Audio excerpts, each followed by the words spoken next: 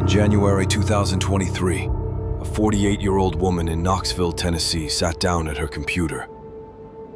She wasn't looking for love or a job. She was typing something unthinkable. Her name was Melody Sasser, and what she was looking for was a transaction. A transaction that would turn jealousy into a capital crime. She sent nearly $10,000 in Bitcoin to an anonymous digital address.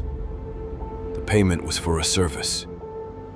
The payment was for the murder of a romantic rival. The crime wasn't committed with a gun or a knife.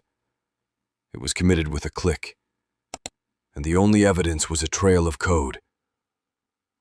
This is the story of how the dark web proved that murder for hire is real, and how digital forensics unraveled the illusion of anonymity. The story begins, like so many modern tragedies, on a dating app. Melody Sasser had met a man. The relationship was intense, but there was an obstacle: his ex-girlfriend. For Sasser, this woman was more than an ex. She was a threat. A constant presence Sasser felt she needed to eliminate to secure her future. That obsession led her to the darkest corner of the internet. The dark web is a layer of the internet accessible only through anonymity tools like Tor. It's a black market ecosystem where illegal trade thrives. And for years, the online killers market was its most infamous myth. The administrator, known as Yura, promised professional, discreet service. Anonymity was the guarantee. The payment was key. Bitcoin, the currency of the untraceable. Sasser created her account, provided the victim's details, address, routine, photos, and, in a sequence of transactions, she transferred the equivalent of nearly $10,000. The payment was made. The message was sent. But what Sasser failed to realize is that every click, every transaction, left a digital fingerprint that modern forensics was ready to track. But when the Bitcoin moved, the investigation moved with it. Sasser's case was intercepted by a specialized cybersecurity task force. They weren't hunting a hired gun. They were hunting the money trail. Bitcoin is not anonymous. It is pseudo-anonymous. Every transaction is recorded on a public ledger called the blockchain. The investigators' job was to unravel this chain of blocks. They traced the cryptocurrency from the online killer's market address back to the exchange where Sasser had purchased the Bitcoin. At some point, that digital money had to touch the real world, where identity is required. Sasser made two critical errors. First, she accessed the dark web through her home Wi-Fi network. The Tor browser provides anonymity, but it does not hide the fact that a connection was made from a specific IP address at a specific time. Second, she used the same devices for her everyday life and her criminal planning. When a search warrant was executed, the digital evidence was overwhelming. Investigators recovered the browsing history, the account credentials, and the detailed communications with the supposed hitman. The digital contract for murder was now a physical exhibit. The illusion that digital distance would protect her crumbled. The contract killing, now digital, demanded a digital response. While the Sasser case was prevented thanks to digital forensics, the case of Amy Allwine proved the dark web threat was lethal and real. In 2016, Amy, a Minnesota woman, was found dead. At first glance, it looked like she had taken her own life. A gun next to her body, a farewell note. But detectives noticed inconsistencies. Her husband, Stephen Allwine, seemed inconsolable.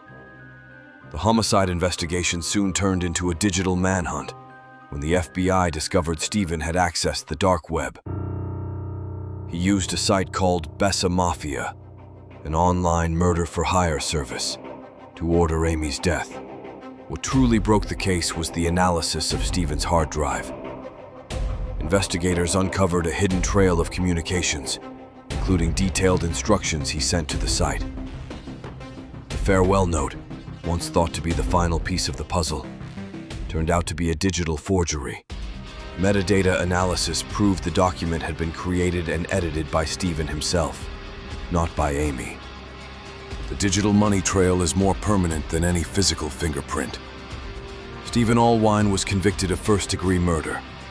The Allwine case didn't just prove online contract killing was real.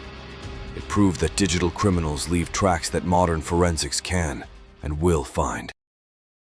What do these cases tell us about the modern criminal mind? First, desensitization. The dark web provides a psychological shield. People like Sasser and Allwine, who would likely never confront their rival physically, feel empowered to commit a heinous crime with a few clicks. The digital distance transforms murder into a simple business transaction. Second, the illusion of anonymity. Most dark web users are not master hackers. They are ordinary people who naively believe that Tor and Bitcoin make them untouchable. This false sense of security leads them to commit basic digital security errors, like using their home network. Online contract killing is being used to settle domestic disputes, betrayals, or romantic rivalries. The digital hitman is not a cold, distant professional, but an extension of an ordinary individual's rage and jealousy. The successful conviction of Sasser and Allwine sends a clear message.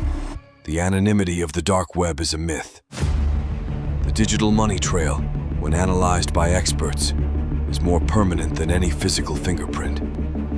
The case of the dark web hitman is not just about a crime. It is about the evolution of human malice. It forced us to redefine what murder for hire means in the digital age. Our commitment as the Sin Files is to look beyond the headline. It is to dive into the forensic analysis and the psychological context to understand not just what happened, but how technology allowed it to happen. The fear is not the professional assassin, but the ordinary person who sits in front of a computer in the comfort of their home and clicks buy to take a life. Crime has evolved, but so has the investigation. And as long as there is a digital trail, there will be a chance for justice. If you value this cold, forensic analysis of the modern criminal mind, subscribe to the Sin Files. We expose the darkest corners of human behavior, one digital footprint at a time.